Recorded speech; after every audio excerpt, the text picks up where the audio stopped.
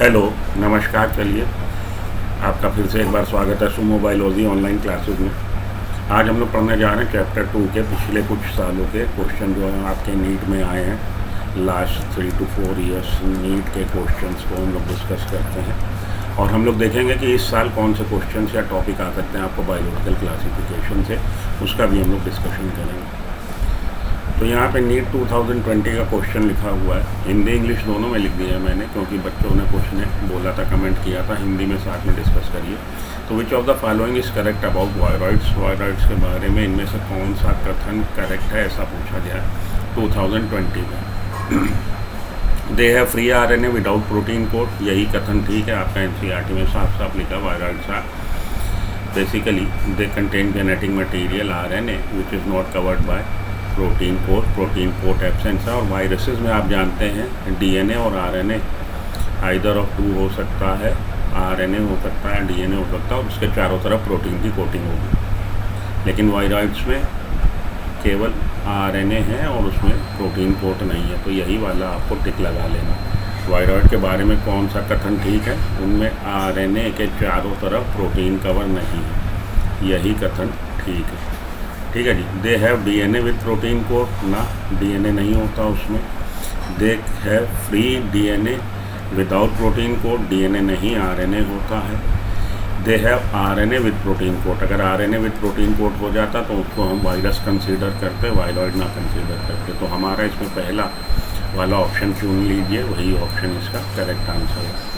NCERT page number 27 पे mention है। इसमें एक चीज़ याद रखिएगा, they have free RNA without protein code, viroids are smallest infectious pathogen known, ये लाइन इंपॉर्टेंट है, smallest infectious pathogen known. They have free RNA without protein code, free RNA होता है, प्रोटीन कोड नहीं होता।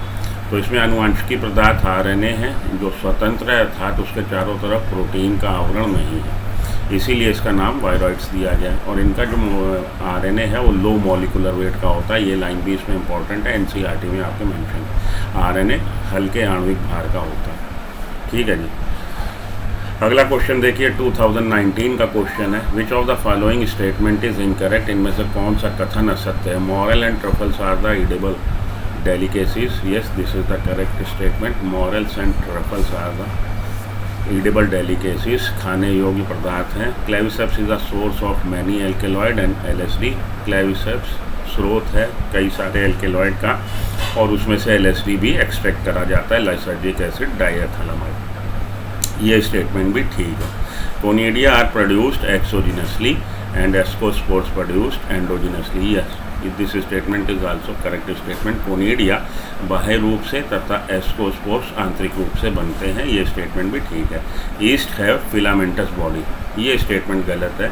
इसमें पूछा गया कौन सा स्टेटमेंट इनकरेक्ट है, तो आपको इसी को टिक लगाना है। East have filamentous body, east जो है हमारी यूनिसेलुलर एल्गा में आती है, तो ईस्ट में लॉन्ग थ्रेड लाइक हाइफा नहीं होते, इसी को आपको चुन लेना। ईस्ट एक कोश की कवक है, east is an unicellular fungi, तो ये हमारा यही स्टेटमेंट गलत था, उसको हम चुनेंगे। नीट 2019 का क्वेश्चन है, देखिए, विच of the following statement is incorrect, इनमें से कौन सा स्टेटमेंट इनकरेक्ट है, मतलब असत्य है, कौन सा कथन असत्य है। वायरॉइड्स लैक हा प्रोटीन कोड, वायरॉइड्स में प्रोटीन कोड नहीं होता, वायरॉइड में प्रोटीन आवरण नहीं होता, कथन ये सही है। अभी हम लोगों ने इससे पहले वाले क्वेश्चन में देखा, NCERT की लाइन है आपकी, viroids do not contain protein code. Viruses are obligate parasite, obligate parasite मतलब necessarily they are parasites, and it is written in your NCERT that viruses behave like an inert particle outside the host organism, host organism के बाहर, host cell के बाहर ये एक निष्क्रिय particle के रूप में होता है। तो वायरसेस आवश्यक रूप से परजीवी हैं, ठीक बात है, ये ऑब्लिगेट पैरासाइट्स हैं, ये स्टेटमेंट भी ठीक है। हमसे पूछा गया incorrect statement, infective constituent in virus is the protein code, viruses में जो संक्रमण करता है वो क्वालिटी जो है प्रोटीन कोड के पास होती है, प्रोटीन कोड संक्रमण करता है, ऐसा नहीं है। वायरसेस का इन्फेक्शियस जो कॉन्स्टिट्यूएंट है वो उसका genetic material of viruses act as infectious constituent. तो infective constituent in virus is the genetic material, their genetic material, its genetic material. Virus का संक्रमण करने वाला पदार्थ जो है प्रोटीन का आवरण होता है। ये स्टेटमेंट गलत है, हमें इस इनकरेक्ट को ही चुनना था, तो हम लोग इसी स्टेटमेंट को चुनेंगे, यही स्टेटमेंट गलत है। Prions consist of abnormally folded proteins. Prions किसके बने हैं? एबनॉर्मल रूप से, हम बोले सामान्य रूप से मोड़ी हुई प्रोटीन्स के बने हैं, तो ये स्टेटमेंट भी ठीक है। तो गलत कौन सा है? ऑप्शन नंबर सी गलत स्टेटमेंट है। आपको इसी को चुनना है, क्योंकि हमसे बोला गया था चुनिए आप ऐसे स्टेटमेंट को जो गलत है। ठीक, आगे चलता हूँ।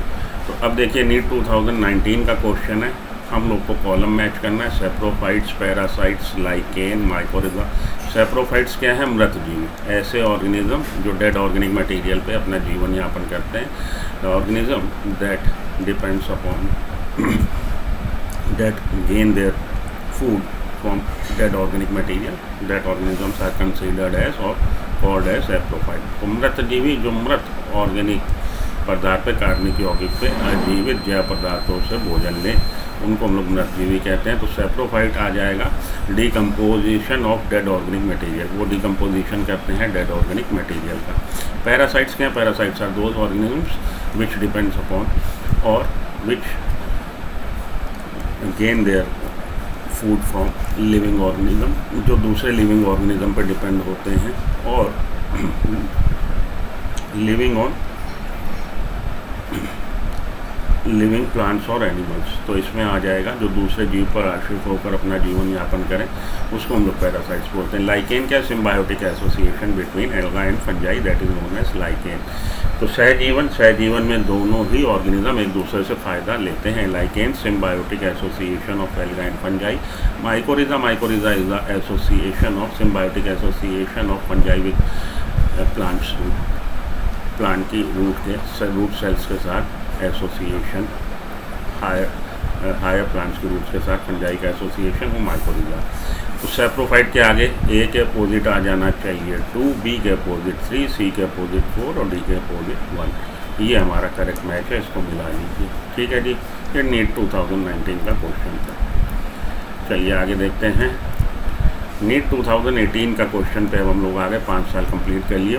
Pseudopodia locomotory and feeding structure in sporozoan. Sporozoan में लोकोमोटरी ऑर्गन कोई नहीं होता, प्लाज्मोडियम इसका एग्जाम्पल है। प्रोटोजोआ को बांटा गया है 4 कैटेगरीज में, 4 क्लासेस में, हमारे सीलिएट्स, फ्लैजिलेट्स, स्पोरोजोन और amoeboid.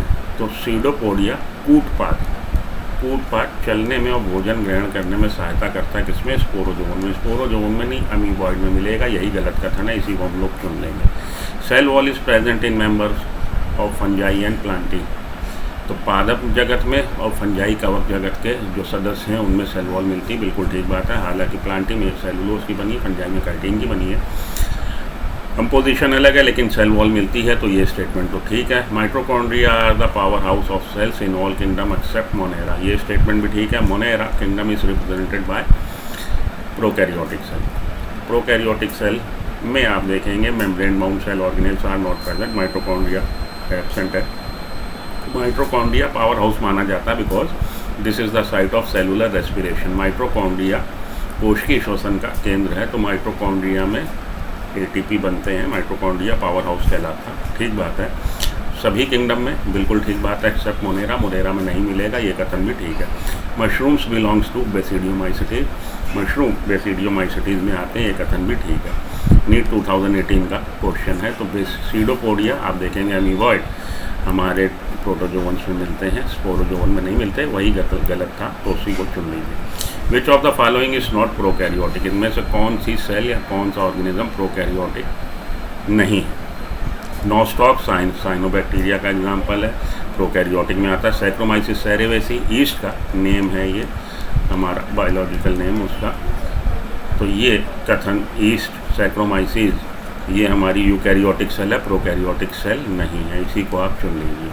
Oscillatoria, mycobacterium, this two are the prokaryotic cell, तो ये प्रोकैरियोटिक हैं। ऑसिलेटोरिया आपका cyanobacteria, nostoc cytobacteria, mycobacterium bacteria, तो ये हमारे तीनों ही प्रोकैरियोटिक सेल है। सैक्रोमाइसिस जो है यूकैरियोटिक सेल है, तो इसी को चुन लीजिए। Which of the following organisms are known as chief producer of the ocean. ये आपके बिल्कुल एनसीईआरटी की लाइन है। Diatoms are the chief producer, diatoms are known as chief producer in the oceans. इसको चुन लीजिए, आपके एनसीईआरटी की लाइन है। नीट 2018 का क्वेश्चन है। तो साइनोबैक्टीरिया, डाइनोफ्लैजिलेट्स, जुगलिनॉइड्स रहने दीजिए। डायटम्स देखिए आजकल जो ट्रेंड बना हुआ पिछले 4 से 5 साल 6 साल का, एनसीईआरटी से डायरेक्ट लाइनर क्वेश्चन आता है। डायरेक्ट हल्का सा उसमें मॉड्यूलेशन वो कुछ कर दें तो कर दें, नहीं करते हैं, डायरेक्ट लाइनर क्वेश्चन आता है। तो बहुत ज़्यादा आप लोग साइंटिस्ट ना बनिएगा, आप लोग बिल्कुल फोकस करिएगा, एनसीईआरटी को समझ लीजिए, तो आपका काम बन जाएगा। करीब 87-88 क्वेश्चन आप कर लेंगे। 2-3 क्वेश्चन तो बाहर से आते हैं, उस पर बहुत ज़्यादा फोकस करने की कोशिश ना करिएगा, आप लोग इसी को कर लीजिएगा। ठीक है जी। Diatoms are the chief producer. Ciliates differ from other protozoans in. NEET 2018 का क्वेश्चन है, ये आपके एनसीईआरटी में मेंशन नहीं है। सीलिएट्स दूसरे प्रोटोजोवन से अलग हैं, जैसे कि मैंने आपको बोला 4 क्लासेस हैं, सीलिएट्स, फ्लैजिलेट्स, अमीबॉयड और आपका स्पोरोजोन। सीलिएट्स में सीलिया लोकोमोटरी ऑर्गन है, फ्लैजिलेट्स में फ्लैजिला लोकोमोटरी ऑर्गन है, और अमीबॉयड में आपको सीडोपोडिया की प्रेजेंस देखने को मिलती है, और आपके स्पोरोजोन में कोई भी नहीं होता।